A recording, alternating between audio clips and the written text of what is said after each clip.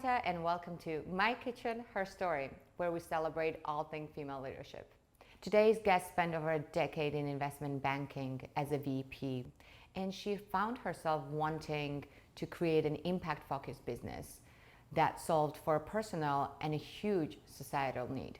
She has launched a femtech company that is addressing female wellness, sexual wellness issues by using AI and machine learning models. Please meet a very impressive co-founder of Flutter, Joy Mpofu. 2 inch? Is this 2 inch? You must be an expert in inches.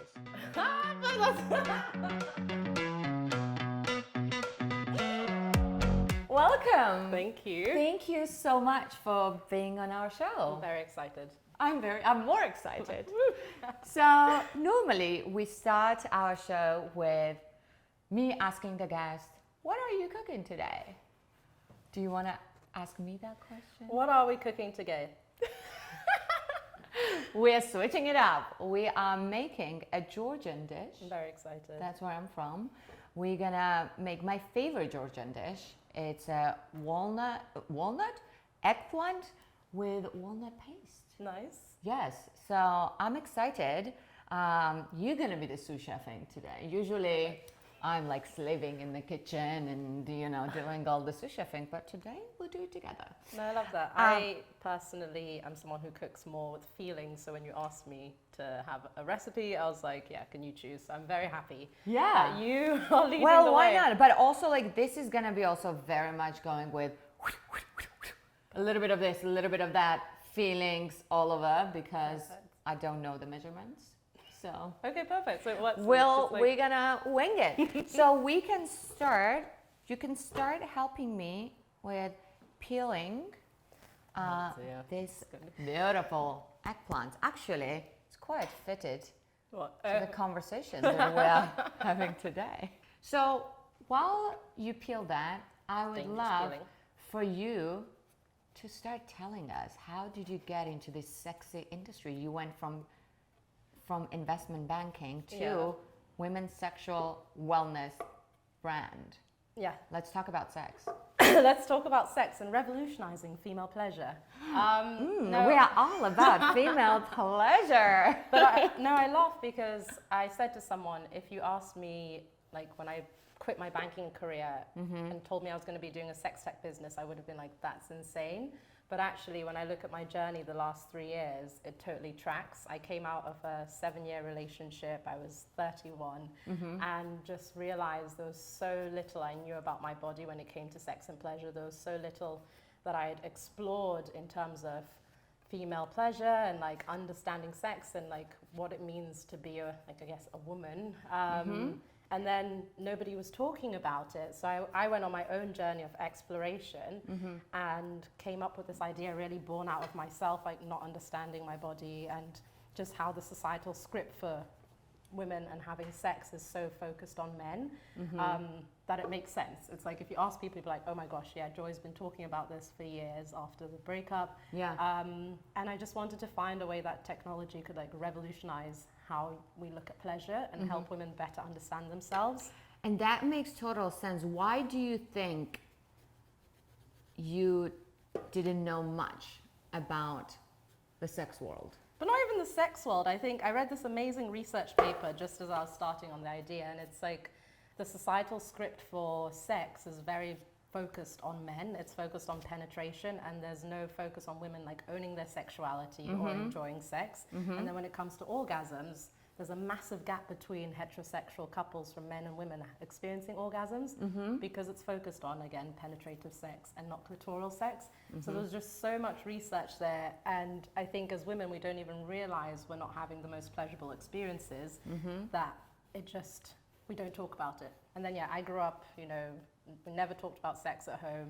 Also Christian, I'm still a Christian, and just never really, you speak about it with friends, like, oh yeah, I had sex with this person, but you never talk about your actual experience. So I think, it's been that whole journey. What's your background? Just for everyone to know. So I was born in Zimbabwe.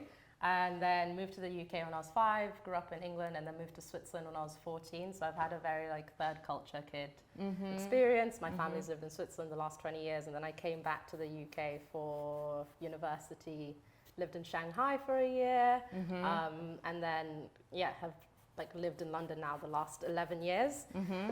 Spent my whole career in investment banking and was at Morgan Stanley right till I was a VP and left in 2022 to build an impact-focused business that like helped women. Did you leave investment banking because you wanted to do something else, or because you felt very strongly about this particular industry and making an impact on that? Bad. So I made VP when I was 30, and I honestly say this all the time. I'm like, I remember when I was like, if I can make VP in something, it's so terrible to say that I don't give a shit about.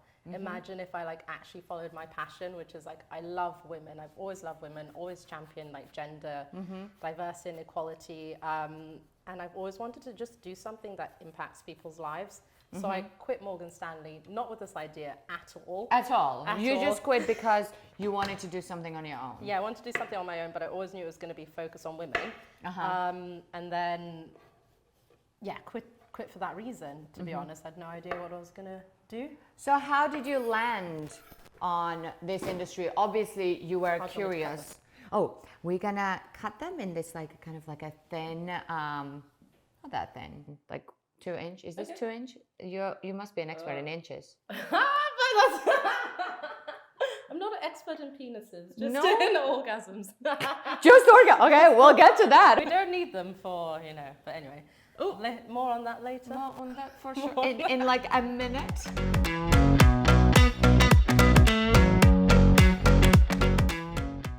How did you think about sex? Did you talk about it growing up? No. I am from a very traditional background, traditional family. I'm from Georgia, where we don't, I never grew up talking about anything about sex, because you don't have sex before marriage, or at least you did not at that time when I was growing up there. So I literally was pretty clueless. I didn't even know when I first got my period. That's insane. I thought I was dying. Oh, wow. I was like, I'm bleeding. What is happening, Mom? And she was like getting her nails done, and she was just like, I'm gonna be home in a minute. And so I kind of maybe had a clue, but like not really. Yeah. And so I was just waiting for her on the toilet for like an hour, not getting up, because I was like, I'm gonna just have a mess everywhere. And I mean, I don't know. It was just, I didn't know what to expect. But more so in terms of just sex, yes, nothing, and actually even more so nothing about the pleasure and how you can take care of yourself, but also being able to communicate what do you like to your partner, but then how do you communicate that without actually knowing it yourself? Yeah. And I think like that's a quite big aspect also of your philosophy, business, the view, right? No, it's like 100%. know yourself. Exactly. And don't be dependent on others for your own pleasure. Yeah, no, it's, I think that's so many women's experiences. Like, as I said to you, never spoke about sex. Like, especially in Christianity, as you said, you're not allowed to have sex before marriage and all those things. And then one interesting point that's come up in our research is, like most women's sexual experiences are with someone else, versus men's first sexual experiences or first sexual with experiences with themselves. So like women never ever really have that opportunity to get to know themselves, as you say. And actually I remember not very recently, but seeing the stat where an overwhelmingly high amount of people, it was something like over 70%, a high amount of women in particular, never experience orgasm through penetration. Yeah, no, exactly. Is that that's that true? accurate? Exactly. Most women experience orgasms through clitoral stimulation, but it's the point that like historically, when there's been research, like the clitoris was only like its sole function is for pleasure, and it was only put into like what's it called, anatomy books in the early 90s. So there just hasn't been enough research, and then they've said, women who aren't having orgasms from penetrative sex historically is because there's something wrong with them, rather than they're actually, the realization is most women have orgasms from clitoral stimulation. So it's that education piece that's lacking for us as women as society. As I said to you, like, our culture is based sex as penetration. Sex does not equal penetration, but that's what we've been like fed. Yeah. So then if you're having penetrative sex and not having an orgasm, you think there's something wrong with you, but actually you haven't figured out what works for you. Women's health in general, you're seeing like a massive focus on it now. I always laugh because I saw an ad that's like, women's health has been left out the discussion for far too long. Yeah. So the company who had the ad, it's like, you decide what type of health you focus on. Right. So it's a massive focus on women's health, on like understanding fertility, menstruation, like all the diseases that impact women specifically, because our data has not been represented in like healthcare. So then when you think about sex data, that's like even more taboo. So there's like very little research, very little information when it comes to sexual health. And the problem that we're trying to solve is that like 50% of women in Britain suffer from sexual problems, and that's like... Is that so? So for us, when we read that data point that like 50% of women suffer from sexual problems, we wanted to speak to women to really understand and see if that's an actual issue. So yeah, we spoke to over 400 women through like user interviews, anonymous surveys, all of that, and like that's what came back, like people having painful sex and it's normal. People don't know how to have an orgasm, or if they've had one before, they don't know how to make them better, they don't know how it feels. Like there's just so many issues, like why is my libido lower now that I'm on contraception? Like there's so many issues that people are having within their sex lives that just go unnoticed. Okay, so I'm gonna actually blend now these walnuts so we can make a paste out of it. While I do that, you will be getting slowly started with frying our eggplants. So I covered it with salt so you can sweat out the bitterness out of eggplants. You might want to tie your hair up for this messy Very good idea. task. Let me just... Oh, why is this not... Oh, is it not on? What is happening? Okay, let's see. Okay. Oh.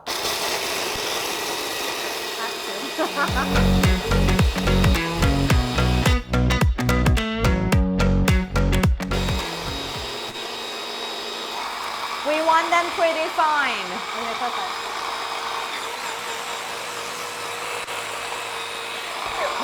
I have nothing to shake, so I can't match you. Just pretend to shake on the side. Let's shake it up, boom, boom, boom. So, please. What type of paste are we making, by the way? So, it's walnut with Georgian spices. So, fenugreek and marigold. Have you ever heard of them? No, never. There you and go. Is this like a typical traditional Georgian meal? Yeah, we use a lot, dish, yes, for sure. We'll use a lot of these spices actually in Georgian cooking. Nice. And they're delicious. So, if you want to get started with patting these down.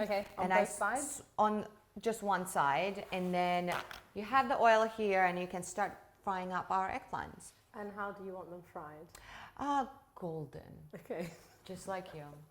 Golden. Thank you. Golden. So, you guys did some really amazing research.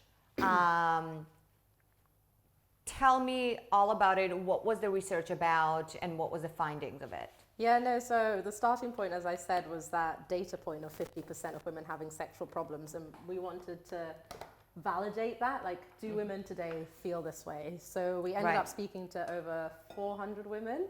That's a huge size, because what I've found out recently is that a lot of the even large companies who do this market like research, people. they do like minimum, I heard it is 50, and they do like maybe 60 sometimes. Like out 1 of in 5 experience this, and yeah. then we spoke to 50. So you guys had a huge sample size, which is amazing. It was crazy because the first one that we did was anonymous survey, and just like writing to so many people in my network, like, hey, starting this business, focus on female pleasure, can you get people to answer?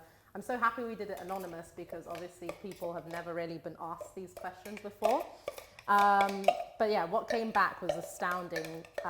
People are having painful sex. Like, one consistent theme was that women think orgasms are a black box. So women don't know if they're having them, have experienced them, how to have better ones, and like, yeah, everything to do with orgasms. And then, as I said to you, that painful sex, 1 in 3 women. So many women came back and said, you know, how do I stop having pain during sex? Or I've had a child and I'm experiencing pain during sex, or I have discomfort during sex. And that's just like normal, which is crazy to me that that's normalized. Yeah. Is it hot yet? I don't know. Let's test it. No, it doesn't. Oh, is that how you test it? I've never tested it that way. Is that how you test it? Okay. That's that is very hot. Put it down. Got my silk shirt. okay. Let's put it down. No, you're hilarious. Okay. It's fine. We're gonna cover it with this. Okay, perfect. Thank you. Did I pat down well? Oh, so we're gonna cover. We don't want to turn it over. We will, babe, it hasn't even fried yet. We're not turning it over yet. So we have no utensils. I need to be ready. Okay. Yes. So you are yeah. in charge of frying this. I'm gonna give you a little fork. Thank you. Theme that isn't really spoken about is just like the sexual trauma that women have experienced during sex. And I think that goes back to that point where I said most women have their first sexual experience with someone else. So our sexual experiences are usually dictated by someone else or what we've seen in the media or through pornography. And that's another area that just isn't tackled. And in our anonymous survey, there was one question that was like, how comfortable do you feel telling friends and family about bad experiences? And like, it was actually really traumatic to read what people wrote, like, you know, I'd rather forget, or like, I don't feel comfortable telling people, or it's something I don't want to think about. So that's like a whole nother area I think that needs solving for. But what we're focused on right now is that, you know, difficulty climaxing, painful sex, low libido, and solving difficulty climaxing first, because that was the consistent theme of like, orgasms are a black box. And I think it also goes to when we talk about communications, I think the education needs to happen on both sides. You might need to add more oil, so you have oil there, because eggplant actually drinks it drinks it so much, right? So one thing is that communication and education around communication needs to happen on both sides. Be generous, don't worry about that. Because a lot of the times, what the reality is that a woman might be having pretty below average sexual experience with her partner, however, doesn't feel comfortable communicating that to the partner, not to hurt his feelings. Yeah. And I'm like, what about your feelings or lack of? As a business, that's like really the starting point, like a journey of self-discovery. How can we give women more information about their bodies? What are all the issues that women currently experience or that we're experiencing? And there's so many that are unsolved for, by the way, so many. And each one going through, like, which one do I feel most passionate about solving? And under sex and pleasure, I'd written, you know, like masturbation being like, you know, taboo and shame, like not understanding your body, like STDs never being spoken about. And something in that moment, I was like, oh my gosh, I was born to solve for this. And then in the second breath, I was like, what will my parents think? And then I was like, what did they think? no, but like, then I was like, deep down, they won't be surprised, because I've always been someone who like goes against the grain and always, you know, stands up for what I believe. So basically, we sat down with our advisor, who's like world-renowned psychosexual therapist, and she mapped out the physical, well, not physical, all the aspects that impact your ability to orgasm. And that's like, with body, you have like stress, sleep, menstrual cycle, and people are already tracking that on their wearables. So you have like your Fitbit, your Garmin, your Apple Watch. So our first version of what we're building takes that wearable technology, and then on our app, you then log your sexual experiences. So like, did you orgasm? How present did you feel? What type of sex did you engage in? Was it penetrative? Was it clitoral? Did you watch porn? And then we have this machine learning model in the back that's like building a data set and understanding you better, so that it's like, oh, when you had this much sleep or this much stress, plus you felt present, this is how pleasurable your experience was, right, or wasn't. So we're able to give you impact, like what impacted your ability to orgasm, as well as, okay, today seems like the day you'd have a more intense orgasm. That's like step one of what we've done. Right. And then if you think about it, that's like massive, because we're collecting so much data on you that we'll be able to give you the perfect recipe for sex. So it's like you engage in clitoral amazing. plus lube and you weren't stressed. Like, this is your perfect recipe. Like, that's the goal. I know, it's very exciting. It's like revolutionizing the way Where should I put this women one? orgasm. Let's put this.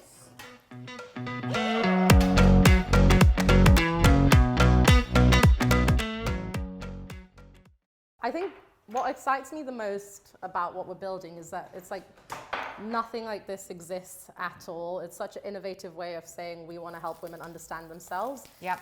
We can collect large data sets about you and your experiences, and then Right. give you insights and then recommendations on how to improve your experiences. Right. And that doesn't exist at all. And to that point where it's like we know so little about our bodies, it gives you that information to take agency on your experiences. Like, it could go anywhere, to be honest. What's your dream? My dream, I'm a very, like, not woo, just more like, I want every woman in the world to be sexually empowered. That's a valid dream to have. No, it's a valid dream, but I'm just saying that's the dream. But I do want our business to be the biggest sex tech, women's sexual health business globally. That is our goal. And you guys are raising soon. Yes, we will be raising soon. Oh, pay attention, investors.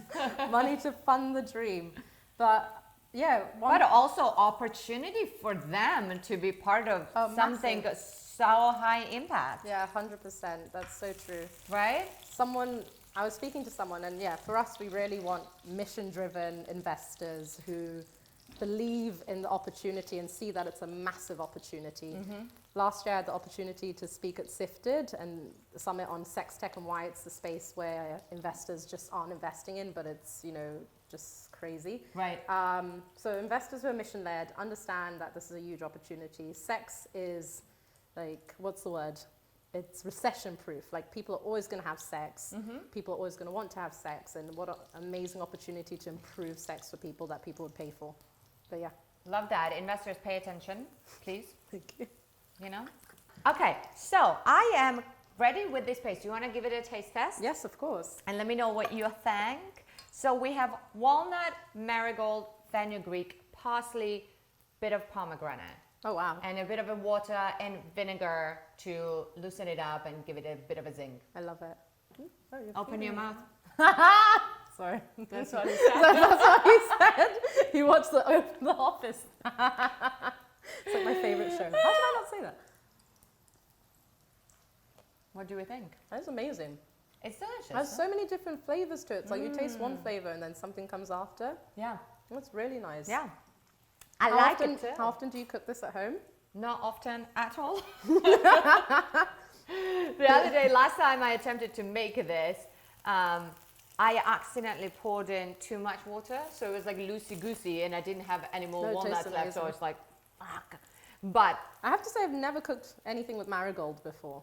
That's and it's such a I bring my spices from Georgia because it's just like for me to hunt it down here and go into specialty supermarket and try to find it. It's like too much work. I just smuggle it in.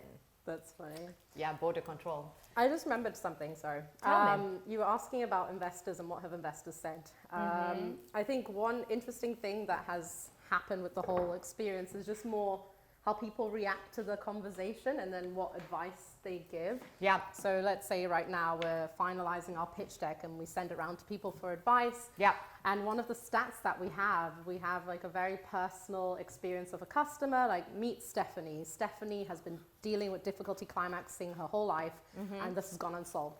This leaves her feeling depressed, broken, health concerned. And then we've written like 74% of our women that we've spoken to feel the same. And someone's like, you really need to quantify the pain. And I was like, but isn't depression?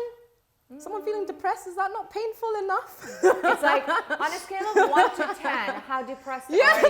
the person was like, there's depression that's high. And so it's just fascinating because it's like, how much more do you need to explain that this impacts women's lives? But also, Why do we have to over-explain these things? No, I don't exactly. understand. Why is it not good enough saying that over 50% of women never come? Yeah. Or have painful sex, or Or exactly. have painful sex. I mean, like, what? So I think that's definitely the hardest part. Is we know it's a massive issue. Women have told us it's a massive issue, but for men who are particularly mainly investors that we're speaking to, Right. they're like, but what does this really mean? Does their life really, like, is this really a bad thing? I think that What is really a bad thing? I'm sorry, who asked you this No, question? but I'm just saying that is the point. That is the point that people are like, is it really a pain point? Is it really a pain point worth solving for? But I think Stupid question is that? Sorry for that. but Mom. that is what we're always gonna be fighting against, that like misunderstanding, I guess, that people like, is it really a pain point? But I thought that was funny. Or they're like, maybe make it into more, I guess, just women in general, not just pleasure. I think society just finds women owning their pleasure very difficult. So you're also going against that. Yeah. But So difficult to comprehend. I wonder what they would actually say or think, and how fast they would get their together if we said, if women don't orgasm, you won't be able to fertilize that egg with your sperm But that's and the have issue. a child ever. Yeah. How about that? We would all like die out. There will be no humans left in this world. But that's the issue, though. It's that women can still have children without having orgasms. Exactly. Women can still have children with painful sex and a low libido. Yeah. So then, So because can you imagine? No, so I'm saying, so the focus is then on being able to have children, not on the actual sexual experience. So then people then negate that it's actually a pain point. Right. Even though it should be part. For me, I am still practicing Christian. I always say, like, as Christians, we say if you're fearfully and wonderfully made in the image of God, the clitoris is the only part of our body that was solely made for pleasure.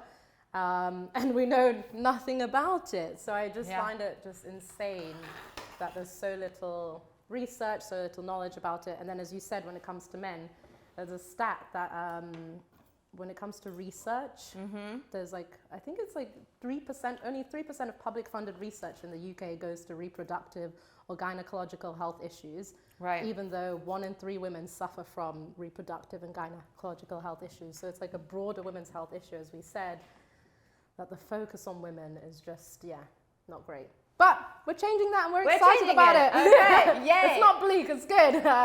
It's great. More businesses need to be focused on pleasure and sex, and we're just super excited to be in the space, changing it. Love it. I am so proud of you and everything that you are doing for us. Thank you. Yeah. Not just women. I For think men and this women. impacts it definitely impacts men too. Right, guys? Yes, guys? Nodding. Yes, everyone nodding. Oh my yes, gosh. women, men. This is the issue that I also have, that people think women talking. Firstly, I think, so many things to say. Doing a sex tech business, people are like, oh my gosh, that's so seedy, da-da-da. But then when you speak to people, they're like, wow, this is so interesting. Wow, I've never thought about these things about my body. And then you also allow, or you give permission to people to also have that conversation. That's number one. And then 2, it's that fact that it's a journey of self-discovery. If you're in a relationship with a woman who better understands herself and can communicate it, you're having healthier and happier relationships. Like it's a win-win for everyone. Yeah, very passionate about that. We are too. This looks great. So what I'm doing here now is I'm gonna basically applying this walnut paste on fried eggplant, and I'll just spread it out a little bit like so. You can give it whatever shape your heart desires, and just be creative with it. I'm going pretty basic. I'm just gonna fold it in 2. Okay. There we go.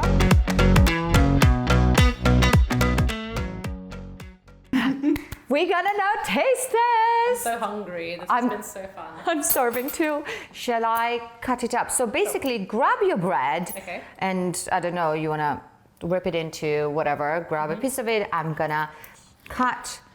And then how do you eat it? I'll show you now. Gosh, impatience. I'm so hungry. Okay, so let me feed you, baby. You and feeding me. Why not? I love it. No one Okay. feeds me. Well, doo-doo. That was a big mouthful. Yeah?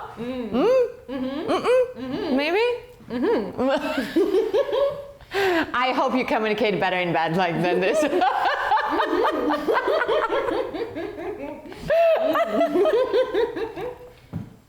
Very yummy. Let me do That's the hilarious. test. That's so yummy. I really enjoyed that. That's how I communicate. That's so. I actually really love that. No, really do. That's so yummy. Thank you. That's actually really good. What's one advice that you would give women? Yeah, for me, it's don't be limited by other people's limited beliefs. As women, I think we have so much power. So if you want to do something, go for it. I love that advice. Thank you so much, Joy. Thank you. It was It's been an so much fun. absolute joy to have you here. It was so much fun. I've had the best time. Thank you. Thanks so much. Yay.